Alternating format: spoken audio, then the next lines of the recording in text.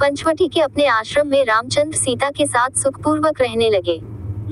एक दिन जब राम और लक्ष्मण वार्तालाप कर रहे थे तो वहां पर अकस्मात रावण की बहन शूर्पणखा नामक राक्षसी आ पहुंची। वह राम के तेजस्वी मुखमंडल, कमल नयन तथा नीलांबुज सदृश शरीर की कांति को चकित होकर देख रही थी।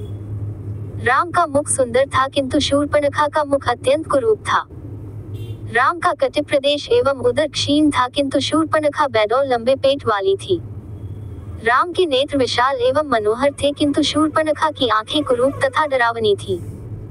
राम की वाणी मधुर थी किंतु शूर्पणखा भैरवनाद करने वाली थी। राम का रूप मनोहर था किंतु शूर्पणखा का रूप विभत्स एवं विकराल था। उन्हें देखकर उसके हृदय में वासना का भाव जागृत हो उठा। इच्छानुसार रूप धारण करने वाली वह राक्षसी मनोहर रूप बनाकर राम के पास पहुंची और बोली, तुम कौन हो? राक्षसों के इस देश में तुम कैसे आ गए? तुम्हारा वेश तो तपस्वियों जैसा है, किंतु हाथों में धनुष बाण भी है, साथ में स्त्री भी है। ये बातें परस्पर विरोधी हैं। तो मुझे अपना परिचय दो। राम ने सरल भाव से कहा, हे देवी, मैं अयोध्या के चक्रवर्ती नरेश महाराजा दशरथ का ज्येष्ठ पुत्र राम हूँ।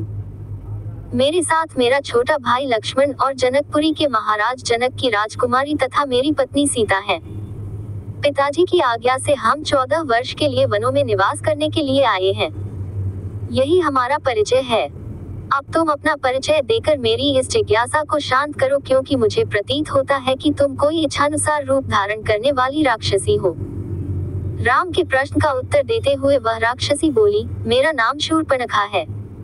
मैं लंका के नरेश परम प्रतापी महाराज रावण की बहन हूँ। समस्त संसार में विख्यात विशालकाय कुंभकर्ण और परम नीतिवान विभीषण भी मेरे भाई हैं। वे सब लंका में निवास करते हैं। पंचवटी के स्वामी अत्यंत पराक्रमी खर और दूषण भी मेरे भाई हैं। संसार में शायद ही कोई वीर ऐसा होगा जो इन दोनों भाइयों के साथ समरभूमि में युद्ध करके उन्हें पराजित कर सके। मैं सर्व प्रकार से संपन्न हूँ और अपनी इच्छा तथा शक्ति से समस्त लोकों में विचरण कर सकती हूँ। ये तुम्हारी पत्नी सीता मेरी दृष्टि में कुरूप, ओछी, विकृत मानवी है और तुम्हारे योग्य नहीं है। अतः तुम मेरे पति बन जाओ, मैं ही तुम्हारे अनुरूप हूँ। इस अबला सीता को लेकर तुम क्या करोगे? तुम्हारी भार्या बनने के पश्चात मैं तुम्हारे भाई और सीता को खा जाऊंगी और तुम्हारे साथ विचरण करूंगी। उसके प्रस्ताव के उत्तर में राम मुस्कुराते हुए बोले, भद्रे, तुम देख रही हो कि मैं विवाहित हूँ और मेरी पत्नी मेरे साथ है। हाँ, मेरा भाई लक्ष्मण यहाँ अकेला है। वह सुंदर, शीलवान एवं बल पराक्रम से संपन्न है। यदि तुम चाहो तो उसे सहमत करके उससे विवाह कर सकती हो। राम का उत्तर सुन शूर्पणखा ने लक्ष्मण के पास जाकर कहा, हे राजकुमार, तुम सुंदर हो और मैं युवा हूँ। तुम्हारे इस सुंदर रूप के योग्य मैं ही हूँ, अतः मैं ही तुम्हारी परम सुंदरी भार्या हो सकती हूँ।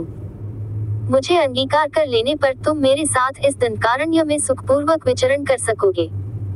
शूर्पणखा के इस विवाह प्रस्ताव को सुनकर वाक्पटु लक्ष्मण ने कहा, सुंदरी, मैं राम का एक तुच्छ सा दास हूँ। मुझसे विवाह करके तुम केवल दासी कहलाओगी।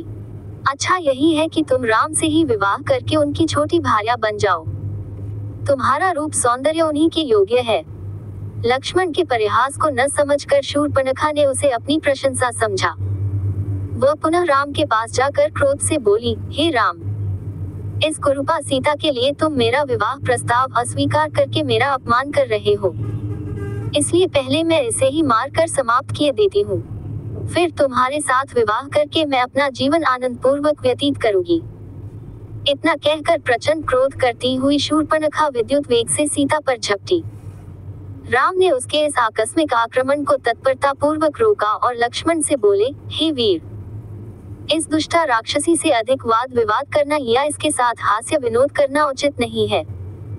इसने तो जानकी की हत्या ही कर डाली होती। तुम्हें इस कुरूपा और कुलटा राक्षसी को उसके किसी अंग से विहीन कर देना चाहिए। राम की आज्ञा पाते ही लक्ष्मण ने तत्काल खड्ग निकाला और दुष्टा शूर्पणखा के नाक कान काट डाले।